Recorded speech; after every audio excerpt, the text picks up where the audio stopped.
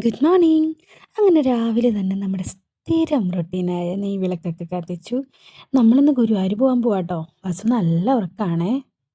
നമ്മൾ പാക്കിംഗ് നടക്കുവാണ്. കുഞ്ഞിൻ്റെയാണ് ഇപ്പോൾ പാക്ക് ചെയ്യുന്നത്. ഇത് ഗുരുവായൂർ ചോറൂണിനുള്ള സാധനങ്ങളാണ്. അവൻ്റെ ടവൽസ് കാര്യങ്ങളൊക്കെ ഇതിലാണ്. കുറച്ചധികം എടുക്കണം. നമ്മൾ ആദ്യമായിട്ടാണ് ഇത്ര ലോങ് പോകുന്നത്. ഇത് നമ്മൾ കുളിച്ചിട്ട് തുടയ്ക്കാനുള്ള സാധനം കേട്ടോ. അപ്പോൾ ഇങ്ങനൊരു ക്യാപ്പ് എടുക്കുന്നുണ്ട്. ഇത് നമ്മൾ ഒരു കടയിൽ നിന്ന് മേടിച്ച കേട്ടോ. 200 റുപ്പീസിനകത്തൊക്കെ ആയുള്ളൂ. ഇത് പക്ഷേ മറ്റേ ബേബി ഹഗ്ഗിൻ്റെ ബ്രാൻഡാട്ടോ. ഒരു 7-8 ഡ്രസ്സെങ്കിലും കാണുമായിരിക്കും. ഇടാൻ എളുപ്പമായിട്ടുള്ള ഡ്രസ്സുകളാട്ടോ ഇതിലെല്ലാം. ഒരു റോംബർ ഉണ്ട്. പിന്നെ രാത്രിയിൽ AC-യിലാണ് പോകുന്നതെങ്കിൽ അതിന് വേണ്ടിയിട്ടുള്ളത്. പിന്നെ ഇത് കുറച്ച് നാപ്കിൻസ് ആണ്. കുഞ്ഞുങ്ങൾ ഈ പാലൊക്കെ കക്കില്ലേ, അപ്പം അതൊക്കെ തുടയ്ക്കാൻ വേണ്ടിയിട്ടുള്ള നാപ്കിൻസ് ആണ്. ഒരു ടവൽ നമ്മൾ പുറത്ത് വെച്ചേക്കും ഇൻ കേസ് എന്തെങ്കിലും ആവശ്യം വരികയാണെങ്കിൽ. അപ്പോൾ ആദ്യം നമുക്ക് അവൻ്റെ പാക്ക് ചെയ്തിട്ട് ബാക്കി പാക്ക് ചെയ്യാം. ഓക്കെ. അപ്പോൾ നമ്മൾ ഇന്ന് വൈകിട്ടൊരു 6:20-നൊക്കെയാണ് ട്രെയിൻ കാണിച്ചേക്കുന്നത്. അച്ഛനും ഫാമിലിയൊക്കെ ട്രിവാൻഡ്രത്തുനിന്ന് കയറും. നമ്മൾ ഇവിടെ കൊല്ലത്തുനിന്ന് കയറും കുഞ്ഞൊക്കെ ആയിട്ട്. രാത്രി ഒരു 12:30-1 മണിയൊക്കെ ആകുമ്പോൾ നമ്മൾ ഞാൻ പാക്കിങ്ങിൻ്റെ കാര്യം കൊണ്ടാട്ടോ അവിടേക്ക് അങ്ങനെ നടക്കുന്നത്. രാത്രി ഒരു 12:30-1 മണിയൊക്കെ ആകുമ്പോൾ നമ്മൾ സ്റ്റേഷനെത്തും എന്ന് പ്രതീക്ഷിക്കുന്നു, ഗുരുവായൂർ സ്റ്റേഷൻ. എന്നിട്ട് നമ്മൾ ബാക്കി കാര്യങ്ങളൊക്കെ ഞാൻ വഴിയെ പറയാം. ഗൈസ്, ഇപ്പോൾ സമയം ഉച്ചയ്ക്ക് 1:30 ആയിട്ടുണ്ട്. നമ്മൾ ഇപ്പോൾ ഓൾമോസ്റ്റ് എല്ലാം റെഡിയായി. നമ്മൾ രാത്രിയിലേക്ക് കുറച്ച് ഫുഡ് കൊണ്ടുവന്ന് കരുതുകയാണ്. ചപ്പാത്തിയൊക്കെ കൊണ്ടുപോകും. നമ്മൾ ഉടനെ റെഡിയാകും. അച്ചുമൊക്കെ അവിടെ നിന്ന് കയറും. നമുക്ക് റെഡിയാകും. ഇതല്ല കുറച്ച് കഴിഞ്ഞു. അസുവിനെ കാണണ്ടേ?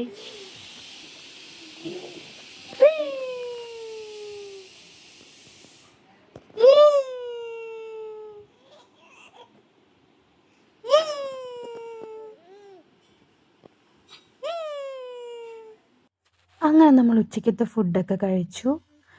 നമ്മുടെ ബസ് മുട്ടിലൊക്കെ എണ്ണീറ്റ് തുടങ്ങിയിട്ടോ. ഇനി നമുക്ക് ചെറുതായിട്ടൊന്ന് മയങ്ങാം, വൈകിട്ട് ഇറങ്ങണ്ടല്ലേ. അങ്ങനെ നമ്മളെല്ലാവരും കൊല്ലം റെയിൽവേ സ്റ്റേഷനിൽ വന്നിട്ടുണ്ട്. നമ്മൾ ഇത്രയും പേരാട്ടോ ഗുരുവായൂർ പോകുന്നത്. കൊല്ലത്തു നിന്ന് ഇത്രയും പേര്. ഇനി നമുക്ക് കായംകുളത്തു നിന്ന് കുറച്ച് പേര് കയറാനുണ്ട്. ട്രിവാൻഡ്രത്തു നിന്ന് ഓൾറെഡി അച്ചുവും ഫാമിലിയും കയറിയിട്ടുണ്ട്. അപ്പം ഞങ്ങളിതേ ഓൾ സെറ്റാണ്. ഗുരുവായൂർ പോകാൻ എക്സൈറ്റഡ് ആണ്. പക്ഷേ എനിക്ക് ചെറിയൊരു ടെൻഷനുണ്ട് കേട്ടോ. അത് ഞാൻ വഴിയെ പറയാം. അങ്ങനെ നമ്മൾ ഗുരുവായൂർ ഇൻ്റർസിറ്റി എക്സ്പ്രസ്സിലാട്ടോ കയറിയത്. അത്യാവശ്യം നല്ല ട്രെയിനായിരുന്നു. വസുവിൻ്റെ കൊച്ചച്ഛൻ്റെ കയ്യിലിരിക്കുകയാണ്. അതാണ് എൻ്റെ അച്ഛൻ്റെ അനിയൻ, അതെൻ്റെ അച്ഛൻ, അമ്മ. അപ്പോൾ എല്ലാവരും, അച്ഛൻ കുറേ നാൾക്ക് ശേഷം കേട്ടോ വസുവിനെ കാണുന്നത്. പക്ഷേ വസുവിന് വലിയ ഇഷ്യൂസ് ഒന്നും ഇല്ലായിരുന്നു. അവൻ ഓക്കെ ആയിരുന്നു. ഭയങ്കര ഹാപ്പിയാണ് കേട്ടോ. അപ്പോൾ ഈ ഗുരുവായൂർ പോകുന്നവർ കുഞ്ഞുങ്ങളൊക്കെ ഉണ്ടെങ്കിൽ ഈ ഒരു ട്രെയിൻ ഞാൻ പ്രിഫർ ചെയ്യും കേട്ടോ. ഞങ്ങൾ തിരിച്ചു വന്നപ്പം പെട്ടുപോയി. ആക്ച്വലി ഇത് ഗുരുവായൂർ പോയി ആ ദിവസം തന്നെ അല്ല ഞാനിത് എഡിറ്റ് ചെയ്യുന്നത്.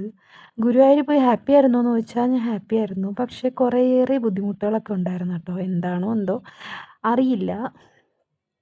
ഗുരുവായൂർ പോയി അത് കഴിഞ്ഞിട്ടുള്ള വീഡിയോസ് ഒന്നും എനിക്ക് എടുക്കാൻ പറ്റില്ല. ഈ ഒരു അങ്കിളിനെ കണ്ടോ, നമ്മൾ ട്രെയിനിലിരിക്കാൻ നേരത്ത് ഫുട്ബോൾ കളി പ്രമാണിച്ച് നമുക്ക് എല്ലാവർക്കും, കുട്ടികളൊക്കെ ഉള്ളവർക്കൊക്കെ ഒരു ബോൾ തരുന്നുണ്ടായിരുന്നു കേട്ടോ പുള്ളിക്കാരൻ. നല്ല രസമുണ്ടായിരുന്നേ. ഞാൻ ആ ബോൾ കാണിക്കാം.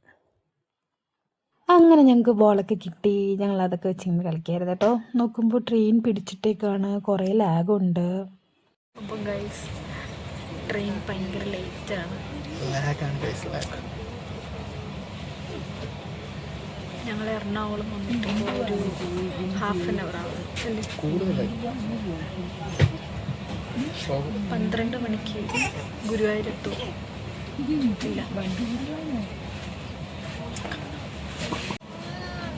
നിങ്ങൾക്കൊരു കാര്യം അറിയാം, കല്യാണം കഴിഞ്ഞ് 2 വർഷമായി.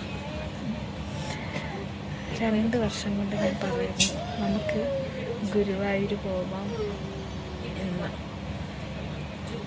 ഫൈനലി കുട്ടി വേണ്ടി വന്നു എനിക്ക് ഗുരുവായൂർ പോകാനായിട്ട്. അത് കുട്ടിയുടെ ചോറൂണിന്.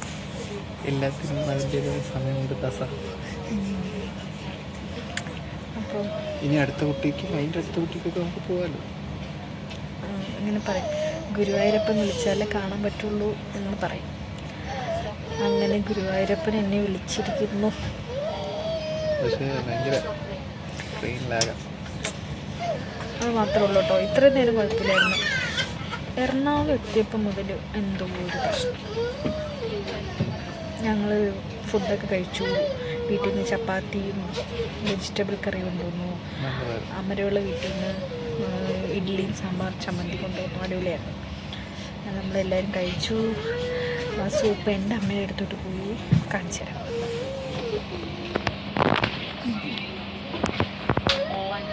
അമ്മ എവിടെയൊന്നും കാണുന്നില്ല ഗൈസ്. അമ്മ അതുകൊണ്ട് വേണ്ടേ ഒരു കുഞ്ഞുവാവെ കണ്ടോ? അതാണ് വസ്തു.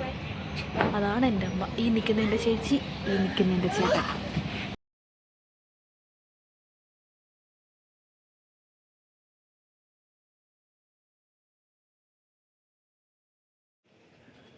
അങ്ങനെ ഞങ്ങൾ ഫൈനലി ഗുരുവായൂർ സ്റ്റേഷൻ എത്തിയിട്ടുണ്ട്. നല്ല തിരക്കായിരുന്നു. തിരക്കെന്ന് പറഞ്ഞാലും പോരാ, അടിപൊളി തിരക്കായിരുന്നു. ഒരു ഓട്ടോ പോലും നമുക്ക് കിട്ടുന്നുണ്ടായില്ല. അവിടുത്തെ രീതിയാണോ എന്തോ എനിക്കറിയില്ല. നമ്മൾ വിളിക്കുന്ന ഓട്ടോ ഒന്നും നമുക്ക് വരാറില്ല. വേറെ മിനിമം ചാർജ് അങ്ങനെയൊക്കെ പറഞ്ഞ് നമ്മൾ ഗുരുവായൂർ പോയി നമ്മുടെ കൂടെയുള്ള കുറച്ച് പേരെ കാണാതായി.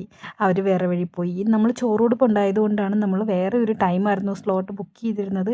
പക്ഷെ അവർക്ക് നമ്മുടെ ചോറൂണ് കാണാൻ പറ്റില്ല. അങ്ങനെ കുറേ വിഷയങ്ങളുണ്ടായിരുന്നു. അതുകൊണ്ടാണ് കൂടെ ഉണ്ടായിരുന്നവരുടെ അകത്തായിരിക്കും നമ്മൾ പുറത്തുനിന്നാണ് ചോറൂണിന് കയറുന്നത്.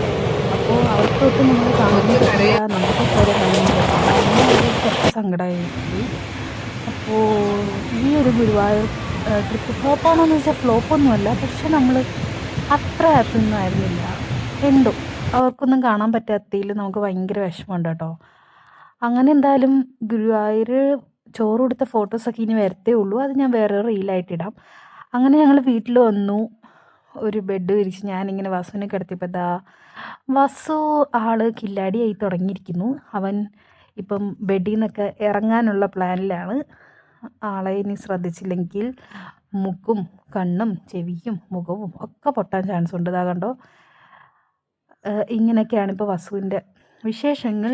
അങ്ങനെ ഗുരുവായൂർ ട്രിപ്പ് ഇത്രയേ ഉള്ളൂ കേട്ടോ.